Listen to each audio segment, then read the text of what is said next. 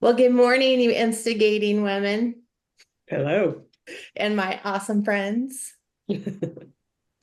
So, we've done this taping for many years and we've switched and weaved and bobbed and looked at different themes. And for a while, it was Liz and I, and then it was the three of us, and then it's been Kate and I. And now Liz has agreed to, be available when she can to be a guest and participate.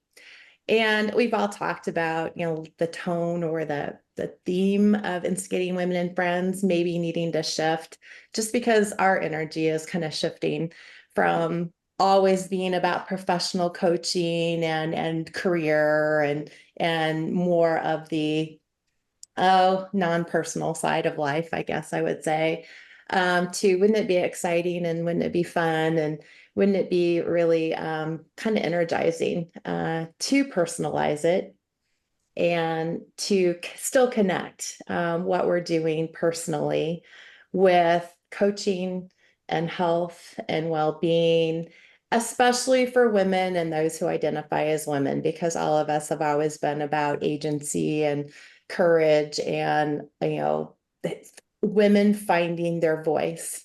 And so, yeah, I've been doing that. I've been trying to do all that. I've been trying to make those connections and trying to figure out how to do that and to not feel like, a complete boomerang of some sorts. And I've landed on certification and some new things, mostly to think about intimacy, sexual health, relationships, and trying to focus on women.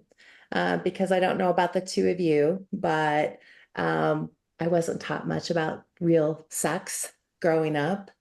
I was taught the physical aspect of sex, how to have, of course, how that makes babies. And then don't do that. Don't do Were you that. taught or were you just or were you just blunt, alluded to in your this is how it works, but don't do it. Because I taught was any taught verbally. I was handed encyclopedia books and some other books to read. Um, about the physical act and then about don't do that, don't get pregnant. Feet on the floor, knees together. Nothing happens until marriage, which of course we don't all comply with the lessons that we're taught in life.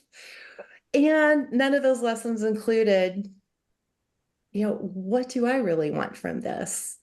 What might I really like? Is it okay to even like sex and intimacy? And what is intimacy? Um, how do I have voice and express that? Or as a nice little girl, am I not supposed to express that, say that? Is that too bold? Is that too brash? And even thinking about it, is that slutty? Is that a sign? Another negative sign. So that's what I went through. And then 18 months ago or so, a couple of years ago, I went to a retreat that was very much focused on how do you really work on, the stuff you're resisting? How do you really know your edges? Because you both know me well. I've been through a lot of stuff. And so today I tend to be fairly calm, or at least act calm. I tend to act pretty, professional most of the time. I try not to show a lot of emotion and excitement um, and of course I do have it. It's in there.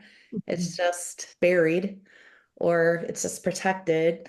So I thought it would be a good idea to go to this retreat and really, push myself. And I went into it not really knowing what I wanted to work on. I had a couple of thoughts. One was my weight.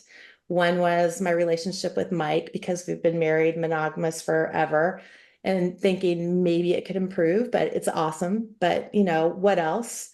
Um, and, the other was just, how do I continue to be a better mom and entrepreneur and do new things and live new lives? And part of the exercise was listen in a group as everybody made noise about something really significant in their life. And what was that? And that was hard for me because I don't speak up and use my voice very often. And in listening to it, I just got pissed off. I got super pissed off because most of the men in the group were like, yeah, and yeah, just making really loud, ugh, like competitive voices. And most of the women, when trying to express a noise that some powerful experience in their life, were almost crying and sad. And then it started to get in this rhythm. And I was like, my God, this sounds like group sex. I am so angry. I'm so confused. I don't, I don't understand. So my reflections at the end were questions to myself. Why was I so angry? And what is this about sex that I was like, this is wrong. These noises are wrong. This is wrong. And so that led me on the journey to really start to explore why was I, as a woman in that room, thinking all this stuff that were just people's powerful verbalizations of times in their lives wrong, first of all. And why did it make it wrong that it sounded like sex? So that started my journey into exploring this.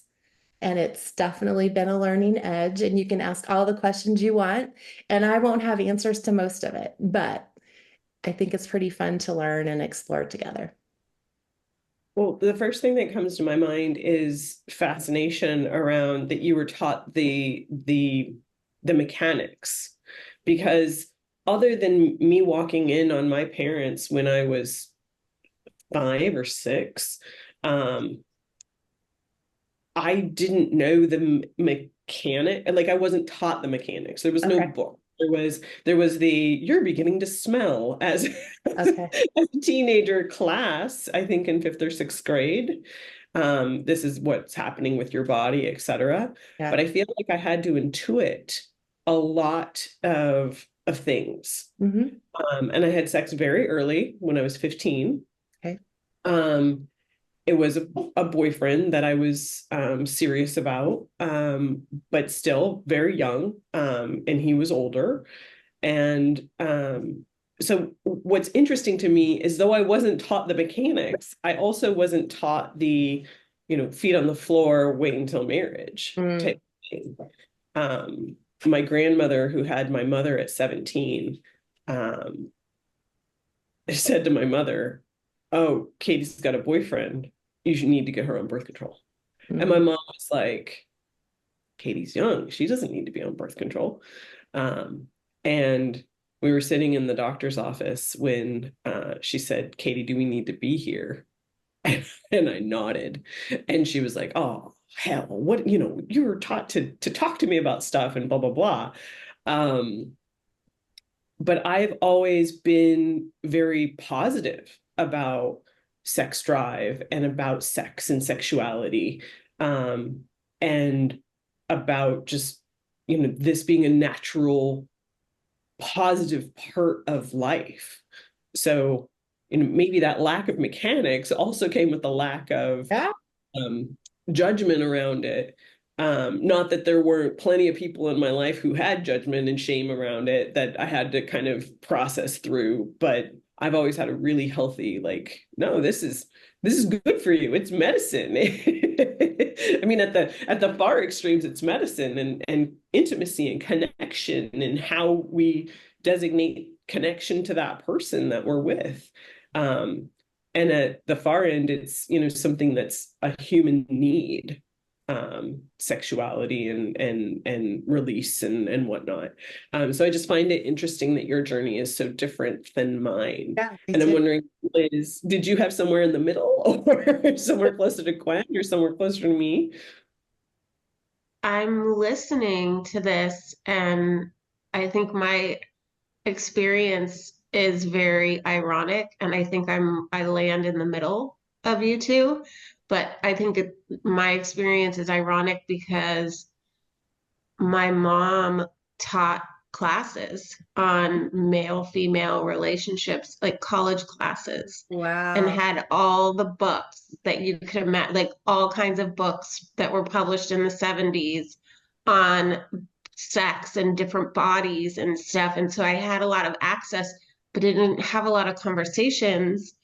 And I was very much susceptible to the message, the cultural messaging of you are only worthwhile if you can get attention from the opposite sex. And so, but I was so emotionally immature. Like I was such a late bloomer that I feel like my teenage years were comprised of me obsessively trying to woo, mostly unsuccessfully, gentlemen suitors. And then if I ever got one, being like, oh God, I don't know what to do. I don't want to, Did I'm you call them uncomfortable. gentlemen suitors? Yeah, were you No, born in the 1800s? no, not to their faces. I spent a lot of time doing live on air dedications through Ted Ziegenbush at Coast 103 to different guys that I had crushes on or guys that wronged me. Like Oh, the first guy I ever kissed my friend Melissa 10 minutes later. So he got a dedication of Cold Hearted Snake by Paula Abdul. Yeah, great song. But I mean, because I was so uncomfortable with it, I didn't have sex till I was 19. I was in college. okay. So, and it even took me a really long time to think about my pleasure, like into my 20s, you guys. And yeah, so sex has always just been really fraught, is the word I will use to describe Right. it. Fraught. So I'm really interested in what you're going to do with this training that Mhm. you've had. And will you tell us a little bit about like the training you've gone through and how you see it like manifesting in your coaching? Yeah. So after I went through this and realized I had this major resistance about sex, didn't know really why, except how I was raised. That was obvious. But why still? I'm now in my 50s. I've got a great marriage, a great family. I'm independent woman. I know how to speak up. Didn't get it. So I started watching Netflix episodes and you know what we do and reading books and trying to read articles and listening to podcasts. And um, one of the first ones that really connected me with, wow, this is a lot like coaching, was watching Sex, Love, and Goop, Gwyneth Paltrow. And she had various, you know, not all coaches, but people who are sex educators, people who look at somatics and make somatics really a sexual experience to help people. There were relationship therapists on the episode, and then there was a woman named Jaya who I had never heard of before. And I just really liked how she started off a couple as one of the 5 examples with an assessment, which we love to do in coaching to get started. And the assessment helped both of the people in the couple. And it was a heterosexual couple who'd been married for a while. But the woman had never had an orgasm. They'd been married 4 years, were thinking about children. And she said, I'm not going to succumb to the pressure by all the grandparents to have a baby until I know I can actually have pleasure with this man and have an orgasm. And I wonder what's wrong with me. Mm. And so the assessment showed he thought he was a sexual type, and there are 5 archetypes according to this assessment that Jaya has developed, and it's now well researched to show that these are valid archetypes. Now, of course, there are subtypes, and you can have more than one, but I think it's helpful to know you can put language to 5 different fundamental types. And the woman thought that she was sensual. And what they found out after they took the assessment were their scores were opposite.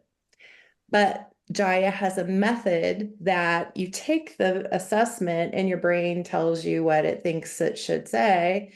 You have to validate it with your body and do some body touches in different ways. and to really be real with yourself about what felt good in different areas of your body. And it doesn't have to even include the genitals or the nipples. It can be really all different places in your body. Through that, the woman figured out she was sensual, but she also had a lot of kink. And the man wasn't actually sexual. And a lot of men fill out the assessment based on how they're raised as mostly men to be sexual. Because if we are taught about any of this, usually it's about the sexual type. Mm-hmm. Men, I'm generalizing, tend to learn about sex with porn, which of course is all about the sexual type. He figured out through the body mapping exercise that he is very energetic. And just the almost touch created feelings in him.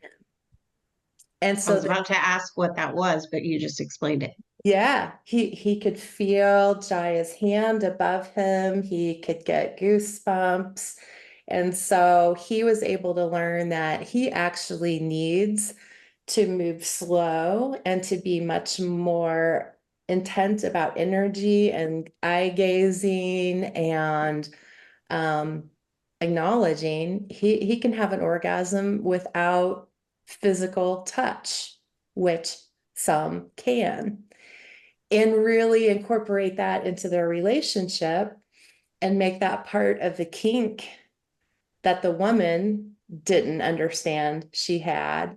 And they showed several different exercises they used to move this couple who went from, he thought he was a sexual type and needed to man up, and she thought she was broken because she couldn't orgasm, into just trying different exercises and figuring out a way to be completely different in their relationship.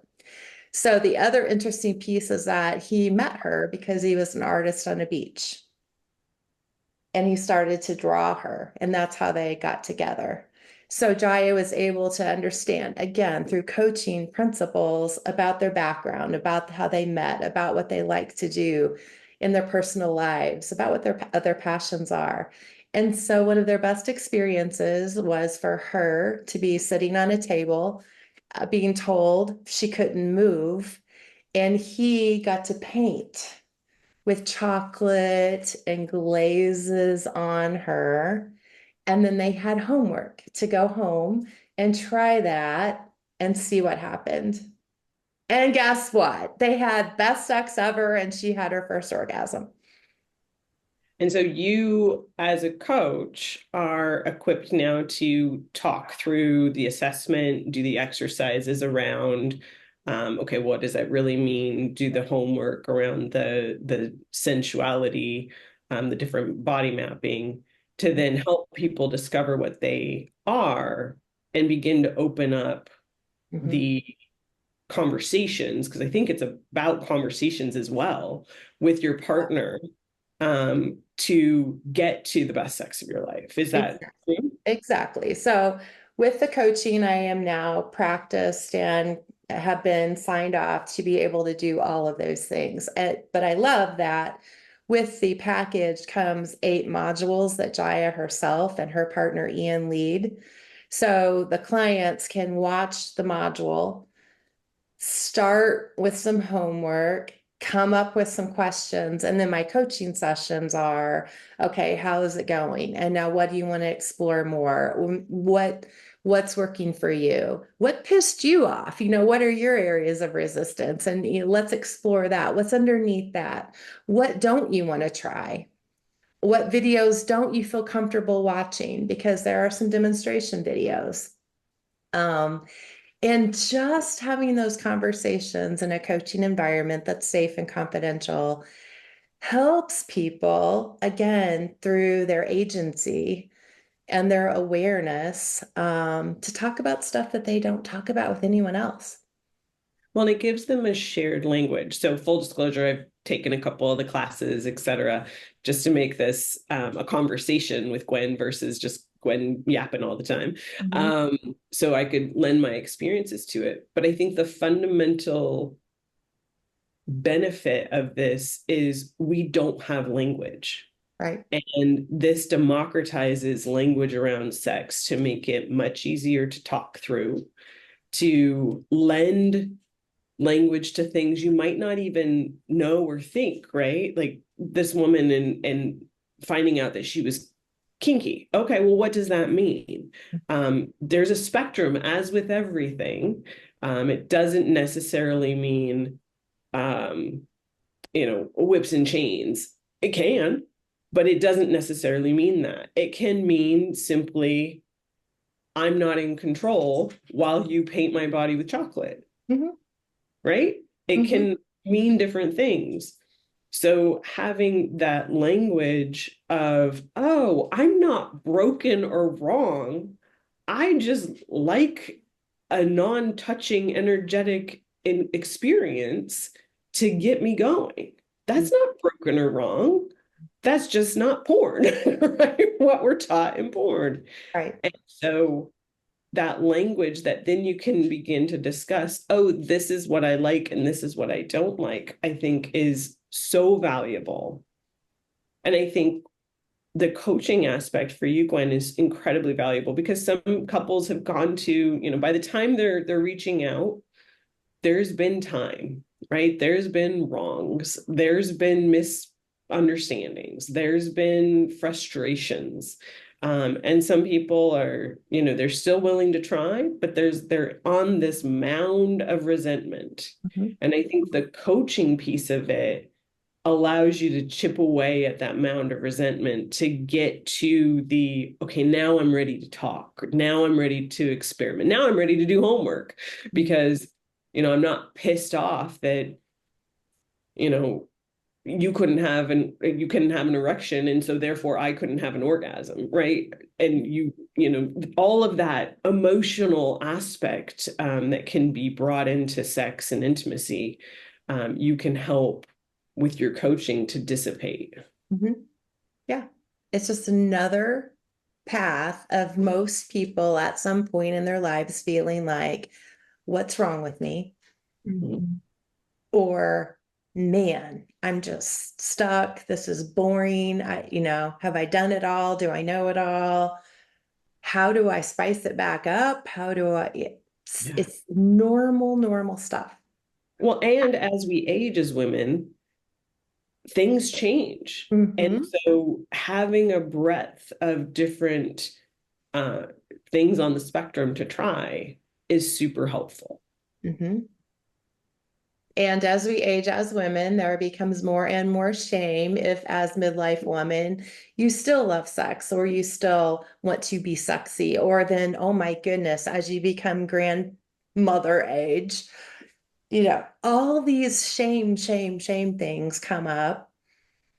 And no, we're intended to be sexual human beings throughout our entire lives. I mean, Liz, you coach at the coach and do yoga training at the nursing home, right? Yeah. Those women are trying to be active in all ways. It's so interesting to me what's coming up is the observation or just awareness of how performative sex is portrayed in our culture, whether it be porn or just all the movies I grew up watching, like Top Gun, just, and so I think that's how the biggest training that I experienced was that it is a performance. Yeah. And um, I just remember when you were talking about the guy painting the woman with chocolate. I would get so uncomfortable with it feeling like it needed to be a performance. I remember this one guy who ended up becoming a rabbi. He was really into the sensual stuff. Uh-huh.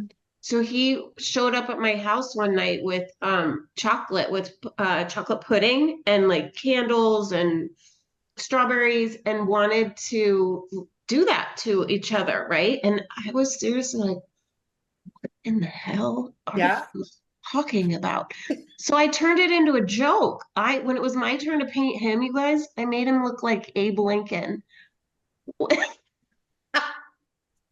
You damaged that man, Liz. You shut down his sexual intuition.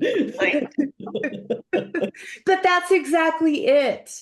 We think that what we like, the other individual or individuals participating will like that too. And then we wonder why not. And when they don't, we think we're broken. And then we But have we shame them. Yeah. yeah. Totally, you guys. Instead of him asking me, like, is this something you'd be into? So I Yeah. could be like, no. No. Or me Or speaking up and being like, I'm not comfortable with this. Like, I didn't have the assertion or the self-confidence to be like, Uh-huh. or the no, vocabulary or the to be, vocabulary. yeah. But I mean, it's not that. Yeah, well, how do you say no thank you without making the person feel like they're a weirdo? Yeah. Well, part of Gwen's, That's the boundary setting up front, which is yeah. learning part of this process. Yeah. But there's a communications checklist, which is amazing, which Tom and I did together. And basically, it has all of the types and different things that fall under those types. And it says, do you want this done to you? Do you want to do it to another person? Or do you want, like, hell no, right? And so there's different categories. So you could have been okay with him doing it to you, and that would have been a perfectly lovely experience. But you Or weren't, not. yeah, or not. But you weren't interested in doing it to him. And so having that conversation of, oh, I'm not into this at all. Like, this is not hot for me. Or I'm willing to try for you to do it to me, but I'm not interested in doing it to you because that's goofy. I'm gonna make you look like Abe Lincoln, right? I'm awkward about it. Um, let's I don't negotiate. like being sticky. I don't want to be sticky. That's what you needed to say. Yeah. And so, like, part of what Tom and I talked about was, oh, food. I don't like being sticky. I don't like being sticky either. Okay, well, what might be a non-sticky sensual thing to do in this space? And quite frankly, we're the same type. So there was a lot of like, we were aligned very well, but it did open up things around like, oh, well, this is interesting. I hadn't really thought about that. I'd be willing to try that. Or that's interesting. You know, intriguing, more things on the menu to discuss and to go towards. And then some items where I was like, oh, that I didn't know that you were into that. And he was like, oh, I didn't know you were into that. And so things that, okay, well, we can compromise and come together with boundaries and experiment with. But just to be able to come together and be like, okay, we're talking about our sex life. There's nothing broken. We want to be better. Let's talk through what this looks like.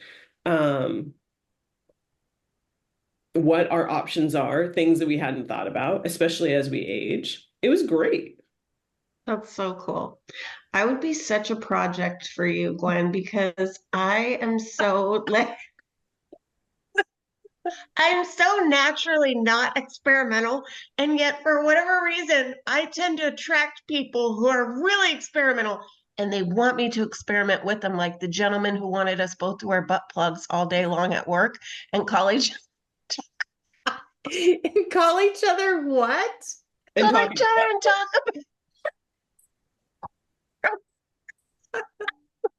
Newton does not like that about idea, by the way. He's very upset about it. I'm sorry, it's an exit. It always will be an exit. It's not an entrance. But he wouldn't take no for an answer, so he also really needs some help from you, Glenn, because he would just like send me on my way with books about it and like bought me one, and I was just like, It's we didn't not have my Amazon thing, yet. dude. We didn't have Amazon, so he could like I could just be like, you need to return that, drop it off at Whole Foods because that's not coming anywhere near me. Mhm. So, yeah, what does that say, Liz, when everyone wants to experiment on you? I don't know. I appear more open than I am. You look like a fun gal. Mm-hmm.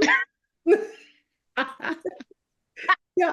It doesn't mean that you're not fun if you're not into bug plugs, though. I am a fun gal, Yeah. just not in that way.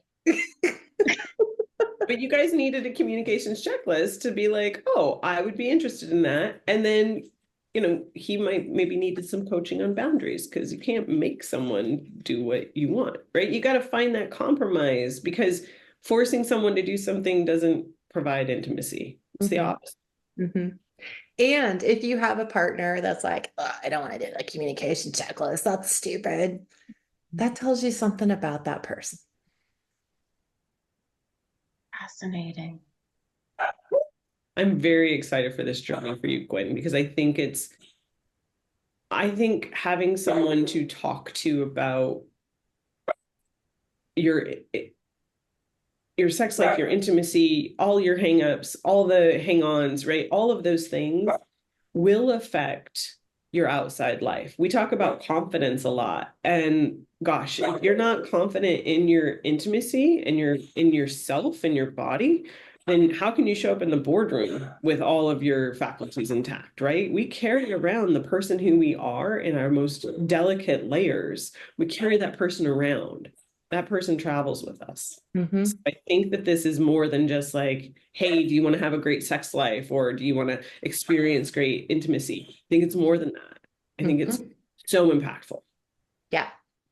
And it always gets back to medicine. So here's a little trivia for both of you. Trivia question. In what year was the clitoris mapped out?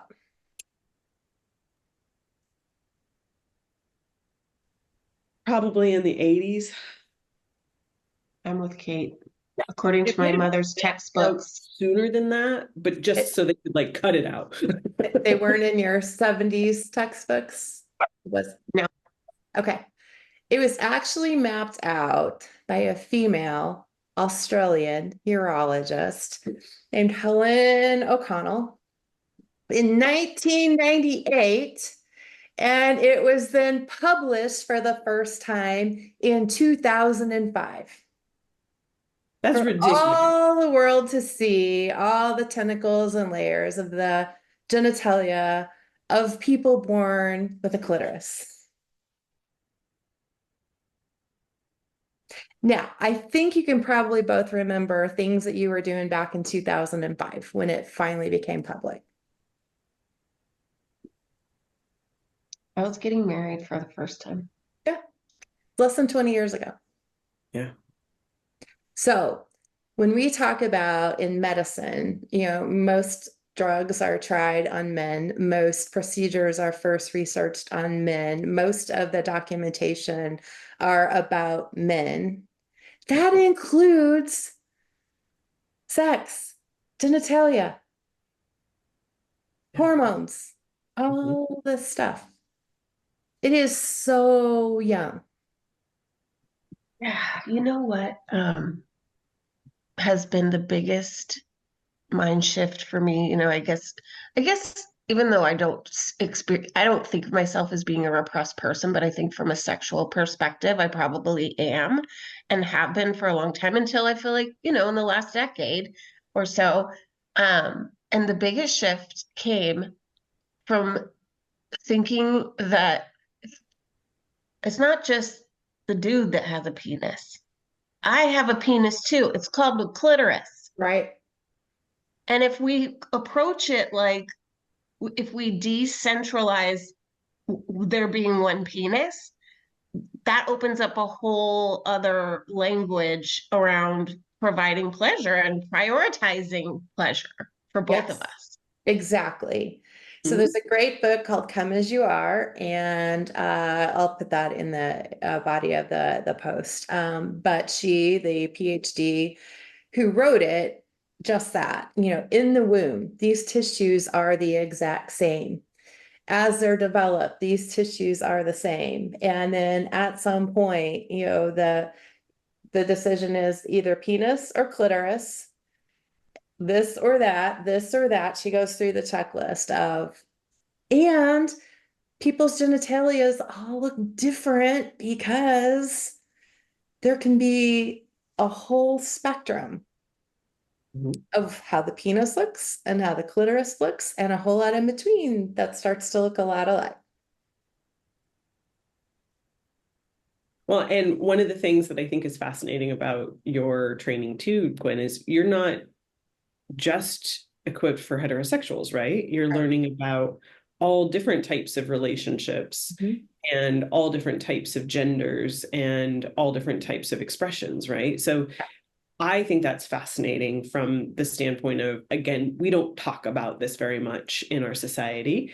And so to be able to explore other things is, I think, really a great option to really explore where a person is, where they might be going. I don't think this is for women over 50. I think this is for anybody who's like, huh, I would like someone to talk about sex and intimacy with because I want to have a great intimate life. Mhm. Um, Amongst all my other lives, I want a great external life. I want a great business life. I want a great friend life, and I want a great intimate life. Mhm. And we know that we're not equipped as we come up because we get a variety of different educations and experiences. And so I think that this is fantastic from just all different people. Mhm. Thank you. It feels good. And yes, I part of the training is about SOGI, which is an acronym for sex, sexual orientation, gender identity, and expression. Learning that just because you're born with certain genitalia may not be congruent with how you identify or how you feel you are inside. So I want to, be fully present in that and then offer apology if I ever offend anybody. When I say women, I mean anyone that believes they are a woman, regardless of the genitalia which they were born with. We've had classes in, baby comes out of the womb and a person looks at that genitalia and says male, female. As I just said, there's so much in between. New lessons for me. Um, but in all I do, I want to respect humans. I want humans to know that they're normal, they're not broken. And these conversations really get to the essence of a person feeling like they're not normal or feeling like they're other or feeling like they're an outlier or deserve some shame of some sort. And I want to get back into that and start those conversations so somebody has a much better platform to move through life. And even if they don't learn how to become more intimate with another person, get to know yourself intimately. Yep. I've never asked myself these questions before. My God, I was supposed to shut my knees and keep my feet on the floor and Yeah, there's not a lot of room for exploration and expression in that no, direction. no, no. Isn't that true? Talk about like the shame around being intimate with yourself. You know what really is striking me right now, Gwen, is that, you started out this conversation saying that you have been through a lot in your life and it's resulting in you having this really calm demeanor. And I think that the combination of those two things will make you just the perfect coach in this area. Like, I sign me up, man. And There's and and I just have to tell you before we finish that I finally talk about things happening in the recent past. I finally, like 5 years ago, bought my first vibrator. And before I could even use it, my son found it and walked into me where I was putting his sister to bed. And he's like, "Hey, mom, what's this? What's this?" And I was like, it's a microphone.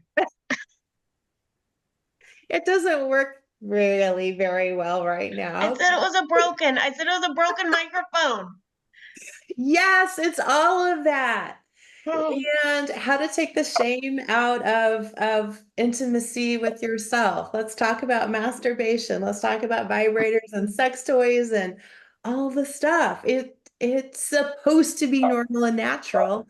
And I'll end here with I sucked as a parent talking about this with my kids. And so I want to try to work on that with them if they'll allow it now that they're all adults, but certainly get that out in the world for people like us who may have friends, may have children, may have significant others, and just plain need to learn how to talk about this. Thank you for doing this, Gwen. Yeah, you're welcome. It's going to be Super fun. important. Super important. Thank you. Thank you. So, Liz, next time we can maybe talk about how to build a sex room so your sex toys are locked up appropriately, but you also still have time for this. Yeah, I'm gonna need that because I just threw it away. I just went and threw it away. No. Oh, all Now right. it's out there. We You're like, have work I'm to going in do. with the broken microphone. I'll be back in a couple minutes. We have 15 work minute to broken do. All right. Bless you. Thank you both. Bye. Bye.